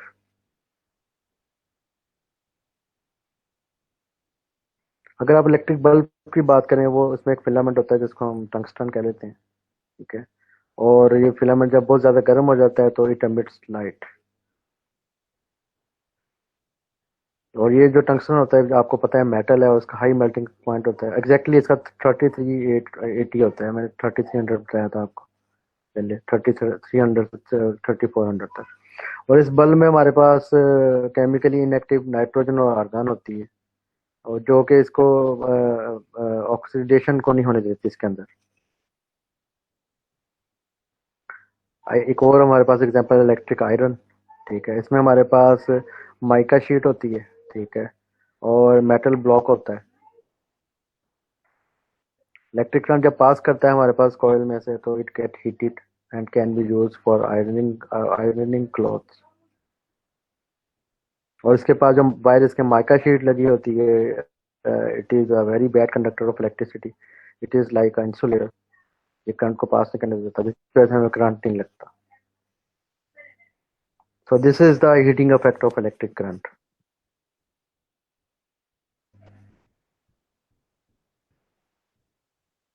So current जब आप उसको मतलब electric current basically can generate different effects, जिसको हम हीटिंग इफेक्ट भी कहते हैं, और फिर एक और होता है जिसको हम मैग्नेटिक इफेक्ट कहते हैं, और केमिकल इफेक्ट होता है एक। हीटिंग इफेक्ट आपने अभी देखा कि हमारे पास बेसिकली उसमें क्या हुआ कि बैटरी में से इलेक्ट्रॉन्स आ रहे हैं और हमारे we got one conductor which consist of atoms, ठीक है। तो इलेक्ट्रॉन्स जब उनके साथ आके अंदर स्ट्राइक करते हैं, कोलाइड करते हैं, जब उनकी कोलिजन एक लिमिट से ज्यादा हो जाती है, दे स्टार्ट जनरेटिंग हीट। तो due to that heat we can use them in electric iron, electric oven and many other applications. इसी तरह होता है कि हमारे पास एक कॉइल है, उसमें से हम करंट पास करते हैं, वो उसके साथ कोई आयरन रॉड अटैच है, तो उसमें हम मैग्नेटिक इफेक्ट प्रोड्यूस कर सकते हैं. वी कैन मेक इलेक्ट्रोमैग्नेट्स और magnets as well. Chemical effect क्या होता है कि हमारे पास एक सोल्यूशन है, वो जो कि इंसुलेटिंग है, उसमें से आप कुछ केमिकल रिएक्शंस करते हैं, एक स्पेसिफिक उसमें चीज को ऐड करते हैं. that help us to create electrons through that, and we are having conductive process in that, which is basically electrolysis. तो उसके जरिए हम डिफरेंट मेटल्स को कास्ट कर सकते हैं किसी भी, अगर हमारे पास कोई अलाइज हैं उसमें से. तो this is the chemical effect of electric current.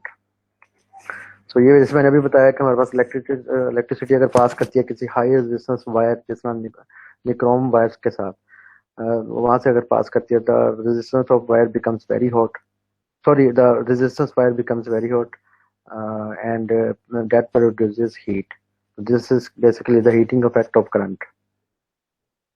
तो हमारे पास जितनी भी रेजिस्टेंस होती है सर्किट में, सर्किट वायर्स में, वो डेफिनेटली हमारे पास इलेक्ट्रिक करंट जो उसमें से फ्लो कर रहा होता है उसको अफेक्ट करती है. इलेक्ट्रिक करंट जितना ज़्यादा फ्लो करेगा तो हमारे पास वायर उतनी ज़्यादा हीट कर जाती है. So in that way we can convert electrical energy to heat energy through heating effect. उसके अलावा फिर उसके लिए हम कौन सा एलिमेंट यूज़ करते हैं, जो निक्रोम बताया मैंने आपको, जो कि बहुत ज़्यादा हॉट होता है और that can produce more heat. Connecting wire जो हमारे पास हमेशा लो रेजिस्टेंस मटेरियल्स की बनी होती हैं, जैसे कि आपको मैंने पहले बताया कि उसमें कॉपर होता है, जो कि दैट प्रोड्यूस लेस हीट. जो लॉ ऑफ हीटिंग हमें हेल्प आउट करता है कि हमने हीट को निकालना है, जो कि हम करंट रेजिस्टेंस और टाइम, जितने टाइम के लिए करंट गुजर रहा है उसके जरिए निकाल सकते हैं. So this is a very simple derivation, जिसमें हमारे पास पावर सोर्स से जो पावर इनपुट आ रही है हम वो निकाल लेंगे पहले, ठीक है, और फिर उसके बाद हम उसमें से, क्योंकि पता है I is equal to Q by T होता है, वो पुट कर देंगे तो हमारे पास P is equal to V आ जाएगा, ठीक है. उसके बाद हमें पता है कि इलेक्ट्रिकल एनर्जी जो हमारे पास जो सप्लाई हो रही है वो टाइम टी के लिए हो रही है.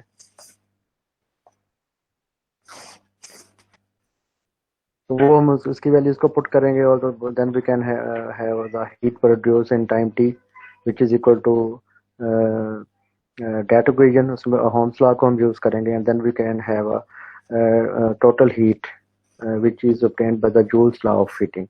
तो इट मींस कि हमारे पास जो टोटल हीट होती है वो स्केयर ऑफ करंट के डायरेक्टली प्रोपोर्शनल होगी. जितना ज़्यादा करंट होगा हम उतनी ज़्यादा हीट प्रोड्यूस कर सकते हैं थ्रू दैट हीटिंग इफेक्ट, ठीक है. और जितने टाइम के लिए उसके से भी डायरेक्टली प्रोपोर्शनल, आप टाइम को बढ़ाते रहें, जितने ज़्यादा टाइम के लिए आप करंट को फ्लो करेंगे तो हीट भी बढ़ती रहेगी, ठीक है. तो these results we got from that relation. The heat which is produced in a wire is directly proportional to the square of the current resistance of the wire and time for which the current is passed. So we are having a lot of application of heating effect of electric current, जिसमें से electric stoves जो घरों में हम use करते हैं जब हमारे पास गैस नहीं होती, electric heaters, soldering irons, electric fuses, electronic cigarettes. These are all the examples of the heating effect of electric current.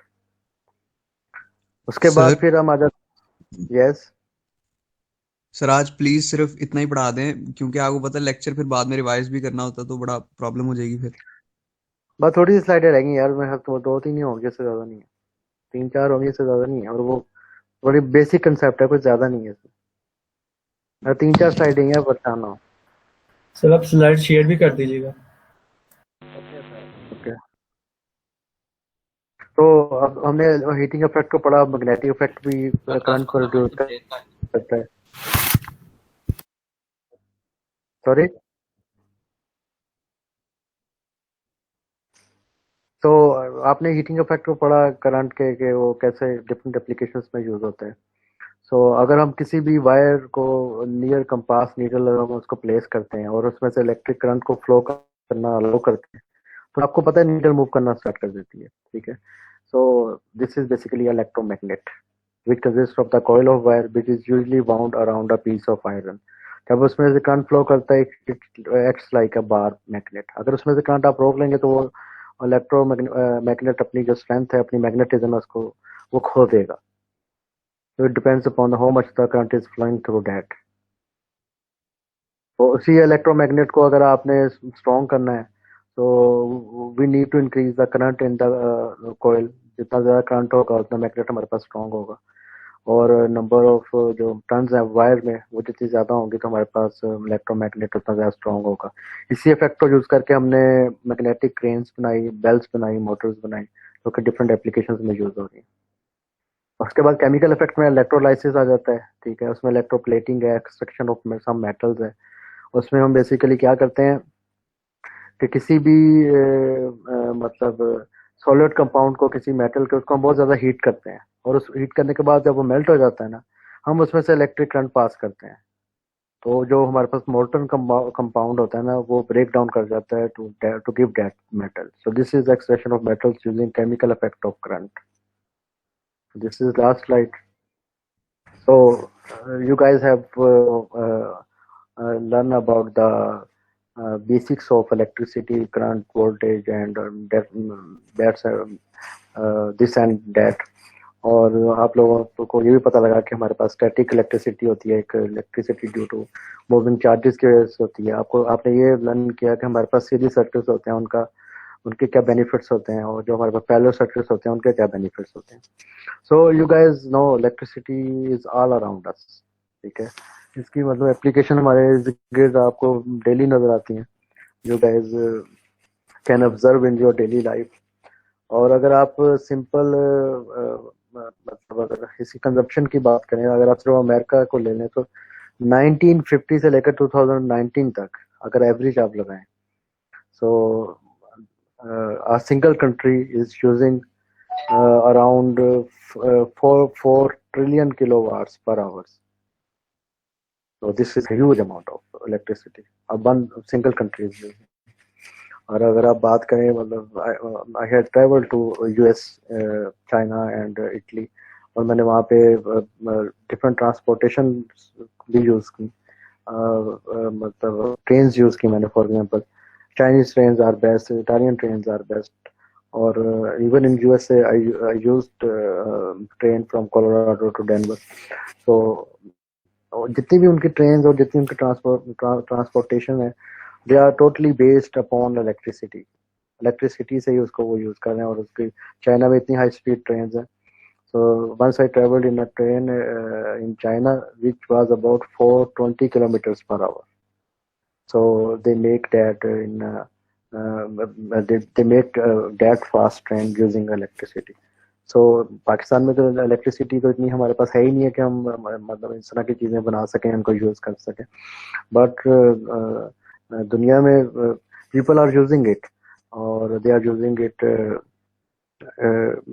for residential purpose, for transportational purposes, for commercial and industrial purposes. तो उन्होंने इसको adopt किया है, और जितनी भी मतलब उनकी ट्रांसपोर्टेशन है, they are all based upon electricity. So because they have a very big power stations to make electricity so that they can use it. Colorado, I was there in Colorado. तो Colorado में आप कह लो कि सर्दियों में तो वहाँ पे बहुत सर्दी होती थी, अराउंड -35 -36 टेम्परेचर होता था। और गर्मियों में भी दिन के वक्त वहाँ पे गर्मी होती थी। गर्मी भी वो वाली नहीं जो पाकिस्तान में होती है, 22 मैक्सिमम इतना जाता था वहाँ पे, उसको वो गर्मी कहते थे। और उसी दिन मतलब अगर आपको 22, 23, 25 या 30 तक है तो रात को वो 2-3 तक आ जाता था। But they have some sunshine, मतलब उनके घरों के ऊपर मतलब सूरज की रोशनी आती थी, और they used to make their own electricity by solar power systems और व्हाटसोएवर। और वो खुद बनाते थे, मतलब government has given them rights so that they can produce their own electricity. और वो घरों में खुद बनाते थे, हालांकि वहाँ पे इतनी ज़्यादा सनशाइन नहीं थी, बट जितनी भी उनके पास आती थी sunshine, they try to utilize that, और वो उससे एनर्जी क्रिएट करते थे, इलेक्ट्रिसिटी बनाते थे, और वो अपने घरों में यूज करते थे। और वो जो एक्स्ट्रा बनाते थे, they use to sell those extra electricity back to the national grid. So how developed countries are using this electricity, especially in developed countries. So this is a huge market, or there is a lot of new research going on, or there will be more aspects to understand, to realize, or there will be the more applications of electricity in future. So you guys to learn about this missing thing. So if you understand these things properly, then definitely you guys can implement these concepts to develop something much efficient or something like that, which can create more energy or more electricity. So that is the end of today's lecture. So if you have any questions, you can ask me. Sir कुछ बच्चों की attendance में आती है Sorry. Sir roll number 9 की attendance लगा दें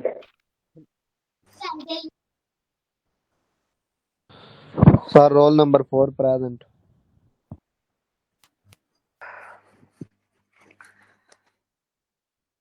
fuse हमारे पास जो एक इलेक्ट्रिकल सेफ्टी डिवाइस है बेसिकली, ठीक है, और ये हम ऑपरेट करते हैं कि जब हमने किसी भी ओवर करंट प्रोटेक्शन के लिए, अगर आपने इलेक्ट्रिक करंट आपके पास ज्यादा आ रहा है, ठीक है, जितना आपको रिक्वायरमेंट है उससे ज्यादा आ रहा है, तो इट कैन डैमेज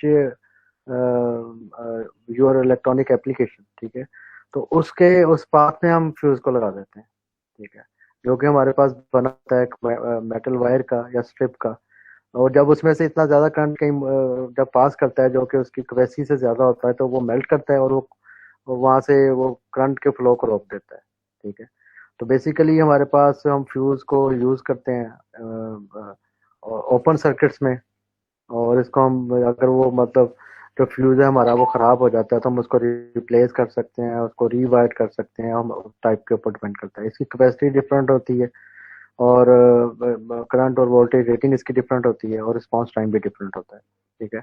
और इस फ्यूज के कितनी स्ट्रेंथ होनी चाहिए, इसमें कितना करंट होना चाहिए, वो हम कैलकुलेट कर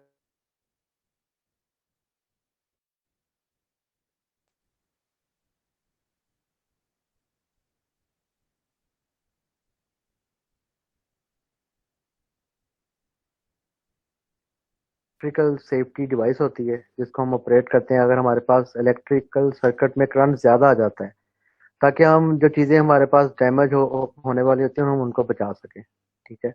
और जो फ्यूज हमारे पास होता है वो मेटल वायर बना होता है, उसमें से जब आप करंट एक लिमिट से ज्यादा फ्लो करेंगे तो वो डेफिनेटली वो मेटल वायर जल जाएगी, ठीक है, और एज अ रिजल्ट के हम करंट के फ्लो को रोक सकते हैं।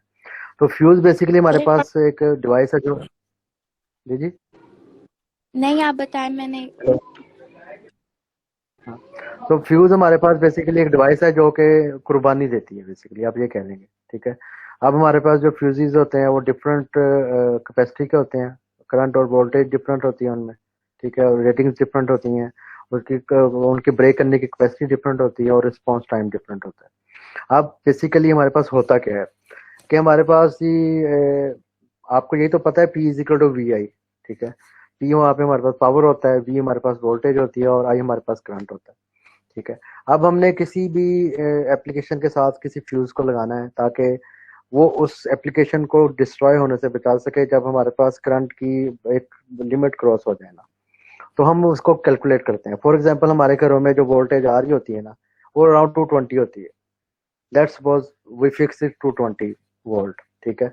अब हम कोई भी हमारे पास इलेक्ट्रॉनिक इंस्ट्रूमेंट है उसकी बैक साइड पे या उसके मतलब उसका जो डॉक्यूमेंटेशन होती है उसमें लिखा होता है इसकी पावर रेटिंग क्या है, so we get to know the power rating of that specific electronic application। वो फॉर एग्जांपल हमने सपोज किया कि वो 600 है, 600 वाट उसकी पावर रेटिंग होगी और हमारे पास जो वोल्टेज हमारे घरों में आ रही है वो 22 वोल्ट है, वहां से हम उसका करंट निकाल लेंगे, ठीक है, जो कि वो बियर कर सकता है। फॉर एग्जांपल वो आता है करंट हमारे पास 2.5 एम्पियर आ जाता है, तो हम जो फ्यूज की जो लिमिटेशन रखेंगे ना वो 3 एम्पियर की रखेंगे, ताकि अगर 2.5 जो नॉर्मल आ रहा है तो वो उसको टॉलरेट करता रहे, लेकिन जब वो करंट थोड़ा बढ़ेगा तो फिर भी वो टॉलरेट करता रहे, लेकिन जब 3 से ज्यादा बढ़ेगा तो वो जो हमारे पास फ्यूज है वो मेल्ट होगा और वो ब्रेकआउट कर देगा ज्यादा करंट पे ना, लेकिन इसका नतीजा क्या होगा, करंट का फ्लो रुक जाएगा और जो हमारे पास इलेक्ट्रॉनिक एप्लीकेशन थी वो नहीं जलेगी, सिर्फ फ्यूज जलेगा, या वो खराब होगा, या स्विच लगा देंगे तो वो स्विच ऑफ हो जाएगा ना। So this is the sir main concept of spark fuse. Sir जो जी पूछे। स्पार्क होता है किस वजह से होता है, लाइक जब फ्यूज हमारा डैमेज हो जाता है? डेफिनेटली उसमें करंट जब ज्यादा आ जाता है उसकी लिमिट से वो क्रॉस कर जाता है तो then we get some sort of spark, या वो मतलब बंद हो जाता है। अगर उसका स्विच लगा देते हैं तो वो बंद हो जाएगा। अगर उसको कोई पाथ नहीं मिलता, ठीक है, और उसको मतलब तो आगे इंसुलेशन लगा देते हैं या कुछ और लगा देते हैं तो वो दैट कैन कंट्रोल दैट। अगर वो हमें वो पाथ नहीं मिलता, इंसुलेशन नहीं मिलती, तो वो that comes out as a form of heat और as a form of spark. जब उसकी लिमिट आप क्रॉस करेंगे तो that will come automatically. Okay sir. Okay. Excuse me, sir. Is everything clear now? Yes sir. Okay. Sir बात सुने sir. जी बोलें। Sir ये भी क्लास की तरफ से ना एक रिक्वेस्ट है आपके लिए